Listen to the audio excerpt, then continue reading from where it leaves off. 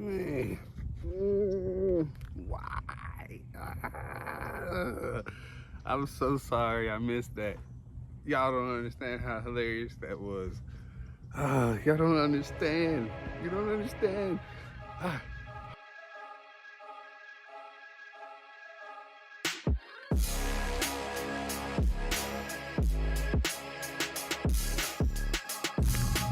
One thing I do love about this park is there's a lot of hiking trails.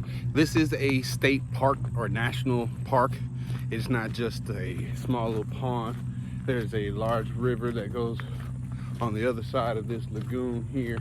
This whole side that I'm walking on now, it's great fishing if you want to fish for like bluegill, little small fish, catfish, good fishing over here for catfish, but not so much for the bass, even though they do hide in the trees, and every now and then I'll try to pitch in between one of the clear areas, but for the most part this is hang up city over here, and I'm not trying to get hung up. Last time I was out here, that tree where that turtle's sitting right there, the turtle is right there, that wasn't falling down. And this is one of the little areas I do like to cast, and that tree was down, but this tree that's here, that just fell down. Gotta be dangerous. It's dangerous out here. Gotta be careful. Some turtles just fell off that log that's right there.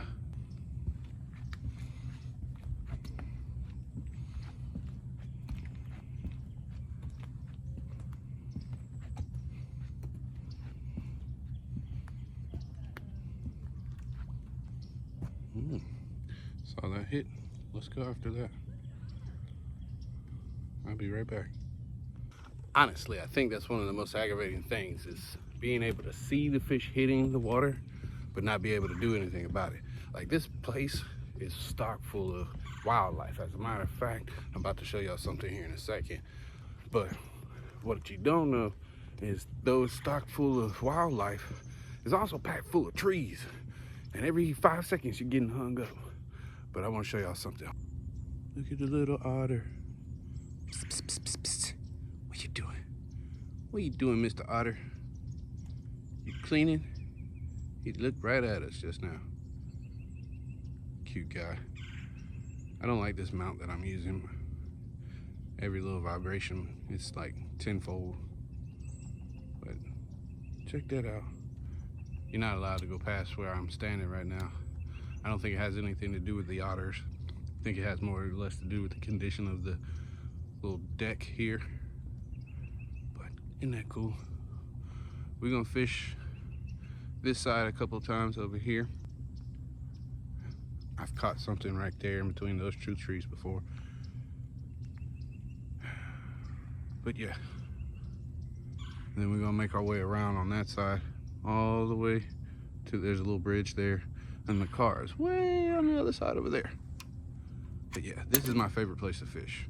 Mainly because though it costs $3 to get in, it's almost a guaranteed hookup every single time.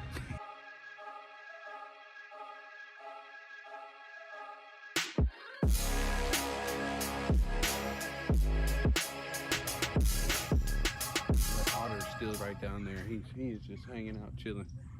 I think that's so cool. I don't really like this spot. We're gonna move on. I want y'all to see what I'm watching. Every now and then in between the base of these trees, they'll hit the top water. So I know the bass are in these tree areas, but it doesn't matter because my pole is here and my line goes up, up, up, and right over that branch and is in the water right below there. But this also introduces a very unique opportunity to jig the bait. You see that? I can jig the bait right here on top of the water and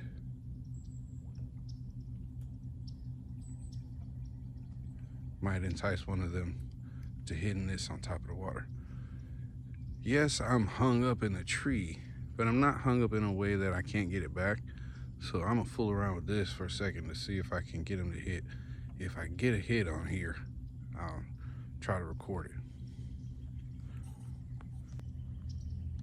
wish I had turned the camera on a second before just then, because there was a massive hit in the background. And that's just my jig right there, bouncing in and out the water. And I'm flicking it with my fingertips like this, just to get her to bounce right out the water. Right there, create a lot of movement on the top of the water. And maybe something will come up and smash it. If it does, it'll help me get, oh wait, something just hit it. Something did just hit it. Make it slow. That's all right. Well, we did actually catch something, and I thought I had it recording, but I turned it off. But either way, someone saw me pull this bass over a tree. That's freaking hilarious, man. I hope that's on video for y'all, because not exactly what we want to do when you're fishing, but that's what we call a tree bass right there. Nice, love it. All right, I really wish I could weigh this one. This one's probably, this is a little heavier than the one we had, probably close to 2 pounds, but boy, I gotta love that. Yeah, now we caught him under that tree, and he did hit close to the top, which means that they are kind of feeding hard and heavy. And that's a big old boy there. Pretty fish. But we're gonna toss him back, yeah, on the other side over here. Actually, yeah, right here on this side. Nice bass flip. You've been through a lot. Absolutely. Man, why? I'm so sorry I missed that. Y'all don't understand how hilarious that was. Y'all don't understand. You don't understand. I don't understand. How do I tell you that it hit hard as hell on top of the water? Like, boofed it. This woman was walking by and hit as soon as I was messing with it. And then, I kid you not, I had to reel the line. It was like 20 feet in the air. So I'm watching this bass go like 20 feet in the air over the limb, hits the water hard. Goof. I fight it a little bit, and then my line actually was over another branch right here, which I had no clue of it happened, and it slipped off of that branch, and I thought the daggum thing got off, so I kind of like laxed a little bit, and I looked down into the water and I could see the fish still fighting, so I reeled, and I realized it was still on the line. I reeled it in, I pulled that bad boy up. You saw the fish that I had, but you didn't get to see that fight. Man, that would have been hilarious. I'm not going to try to like repeat that, because in all earnest, I had accidentally threw the lure over that tree limb, and I meant to cast where I was, but there's no way I could repeat that on purpose.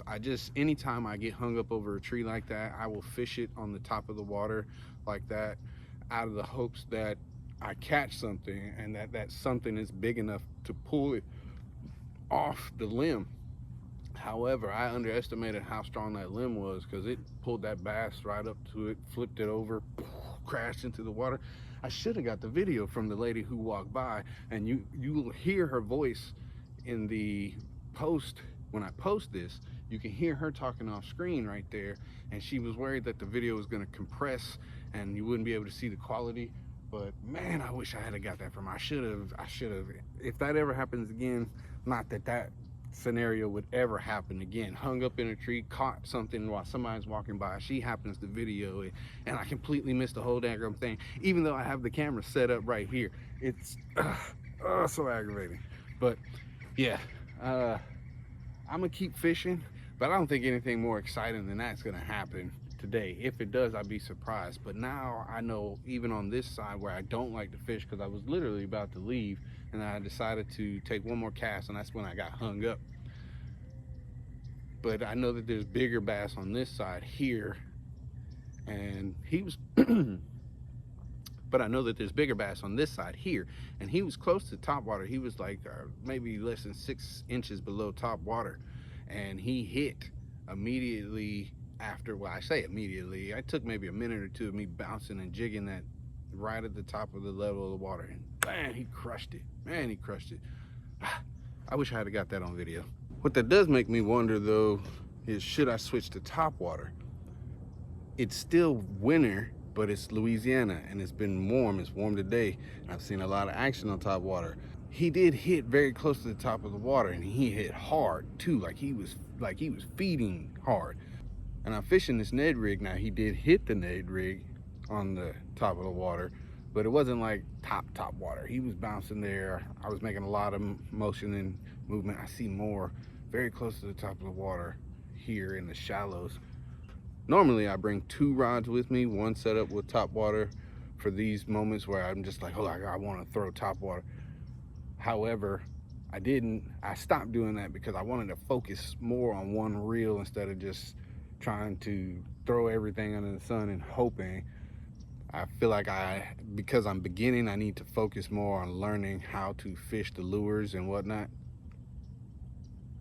But I definitely think I'm going to move on from this area. No matter how much action I see, I want to fish the rest of the pond. I need to get moving. I only came here for a minute and I've already passed that minute.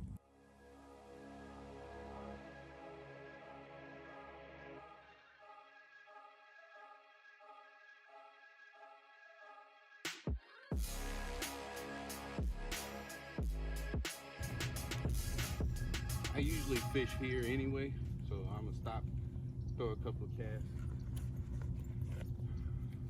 I don't know that I've ever pulled anything out from right here, but it's a nice wide open area, a lot of water.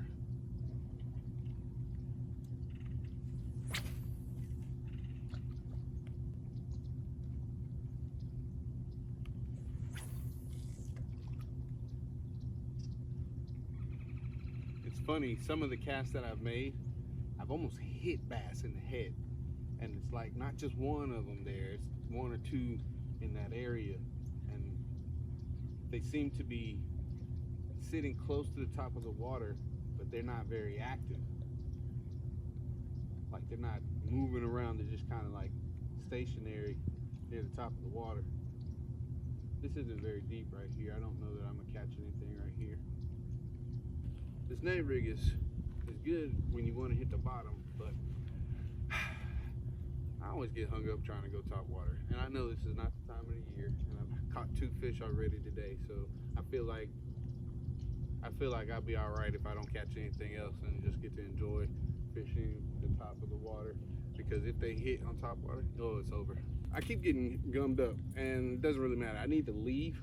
I should have been gone. So I'm gonna fish this all the way out. I'm not gonna record anymore unless I hook up with something. So I appreciate y'all joining me on another episode of Who's Your Angler. That would be me, if you ain't figured that out yet. But I appreciate you. If you like what you saw, drop a like, subscribe, all that good stuff. Much love. We'll catch you next time. I know I said I was leaving, and I am leaving. But I almost regret putting on this top water. Not because I haven't gotten a hit. That's not why. But I had to walk past a whole bunch of fishable water where I saw bass just hanging out in groups. Because if you look at the water, it's all mucked up. You see all of that muck? Yeah. So I had to walk past all of that fishable real estate just because it was getting caught up in the propeller. But now we're on the opposite bank and the wind's blowing back that way, which also happens to be where we parked the car. So everything on this side is fishable. So we're gonna cast a few times in some of these little crevices and see if we can't hook up somewhere over here. I said I wouldn't do it again, but as you can clearly see, I've got myself hung up here on this fish, on this tree. That fish is trying to get off. Let's unhook him and get him out of his misery. Hopefully we can get him out.